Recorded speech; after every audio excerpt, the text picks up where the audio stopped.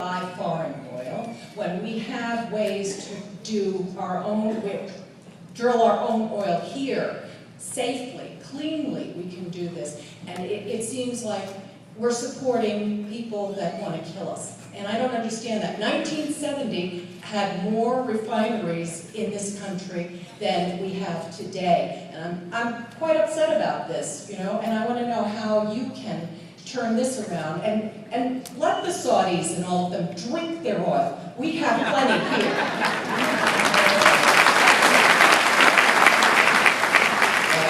I'm fond of saying that we're an energy-rich nation that's being forced to live like an energy-poor nation. And one of the reasons is we have a president who happens to be so influenced by a very extreme element of his party that doesn't like oil, doesn't like gas, doesn't like coal, doesn't like nuclear. And I like solar and wind, but solar and wind are not going to power our automobiles and our homes. We have to have carbon-based fuels as well. And it's high time for America to immediately take advantage of the resources we have. There was an extraordinary discovery some years ago. We used to drill by going into the earth in a vertical way. They learned how to go down vertically and then start going horizontally. And as they go horizontally, they can tap into pockets of gas and oil that weren't previously available to us. And by forcing liquid in there, they call it fracking, they can get out that gas. They discovered about 100 years of natural gas in this country. In this country, we can use that gas. We can use our shale oil and shale gas, Marcellus gas, which is now available to us. We can do this additional drilling and fracking and provide these resources for America, as well as our coal, clean coal. But you know, we're going to have a president who is more concerned with Americans and our own energy security than he is with the vocal voices of the most extreme elements of the Democratic Party.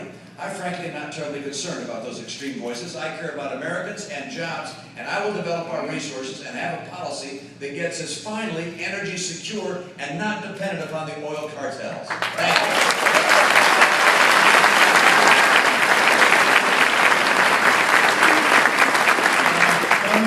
My name is Dr. Roger Spark. I'm a retired obstetrician gynecologist. I delivered 4,000 babies. Wow. Medical expenses are going out sky high.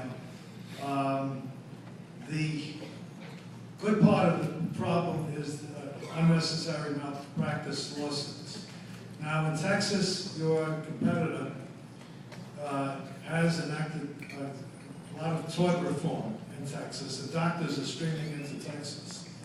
What would you do, because you want to get rid of Obamacare, what would you do to alleviate the situation of unnecessary malpractice lawsuits? Thank you. Good question. And by the way, the answer about what ought to be done with regards to these frivolous lawsuits and the extraordinary cost of defensive medicine is pretty simple. You ought to have limits on non-economic damages that people suffer as a result of malpractice. And there are a number of models for how you do that. And we all know that.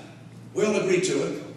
But unfortunately, in the Democratic Party, there's massive money that comes in from the trial lawyers that make money suing doctors. And so the Democratic Party insists on protecting that source of campaign contribution. It's simply unsavory and unseemly for us to continue in that course. And if I'm president, and I expect we're going to have a Republican House and a Republican Senate, we will finally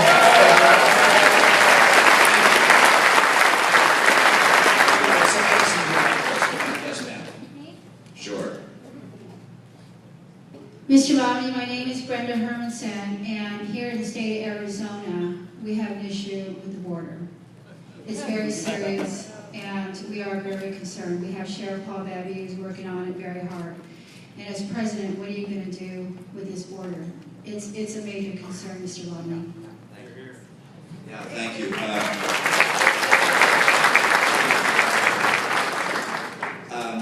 I like legal immigration a lot. It's good for America.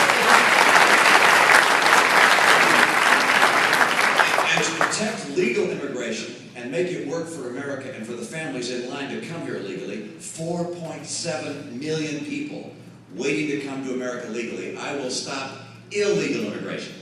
And I will do that. By building a fence, number one. Number two, by turning off the magnet. Now you might think, well, what are you talking about? I was in San Diego with Border Patrol agents where we have a fence. And they said, look, the fence and Border Patrol agents are critical to secure the border, but so is turning off the magnet. I said, what's the magnet? And they said, we create advantages for people to come here illegally. Jobs, employers that hire people that are here illegally, giving in-state tuition to people who've come here illegally. These things, you got to turn off the magnet. I will crack down on employers, for instance, that hire people who come here illegally. I'll make it easier for them to know who's legal and who's not. But if they knowingly hire people that are here illegally, they're going to get sanctioned heavily. Because I want to make legal immigration work, I will stop illegal immigration. It's time to do it instead of just talking about it.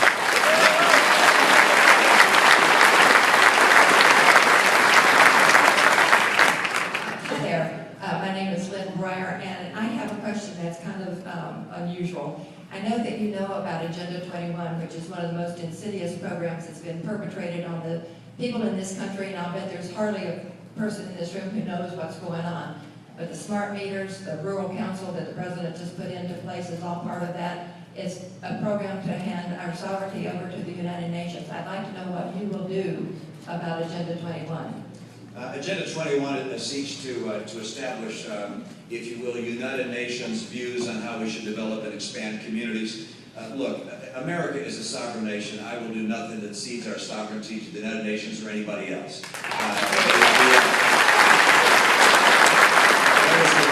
There was discussion about the NAFTA superhighway. I mean, that was 4 years ago when I was running for office. I think that's finally been killed. I sure hope so. But we have to recognize that the United Nations has a role.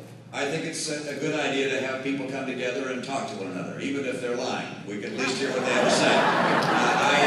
I appreciate the fact that the Atomic Energy Commission inspects various places around the world. We find out who are the people that are cheating and who are not. There are some valid purposes, but the United Nations is not going to tell the United States of America what to do. I was recently in Great Britain and met with current and former prime ministers and other leaders of that country. And one of them, who I won't quote by name, but said something very interesting to me. He said, Mitt, if you're lucky enough to be president of the United States someday, as you meet with the heads of foreign governments, they will undoubtedly be critical of one thing or the other that America is doing and want to talk to you about that. But he said, don't ever forget that the one thing the world fears the most is a weak America. There is no better ally for peace in the world than a strong America. And maintaining our sovereignty is one of our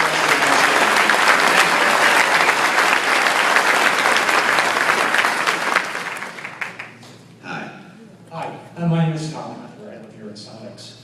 I see you have a lot of good ideas in which direction you want to take this country.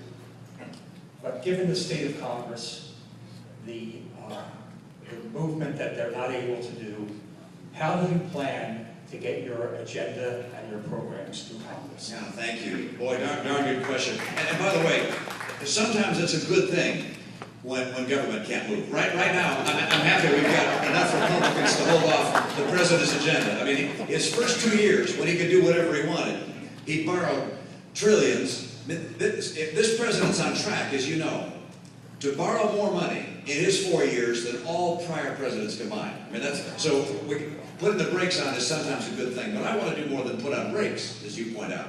You've got a copy of my economic plan. I've got 59 specific measures in there of what it takes to get our economy righted so we can be the most competitive, effective place in the world to compete and to have good job growth. So how do I get that done? Because most likely not every member of Congress will be Republican. And even though that would be an interesting and fun experience, I've learned you have to work with the opposite side of the aisle. How do you do that when you disagree? In my state of Massachusetts, we have a lot of Democrats. You may have heard that. Anybody here from Massachusetts? All right. No, those are all the Republicans we used to have. That's it. So, one back here. All three. Oh my goodness.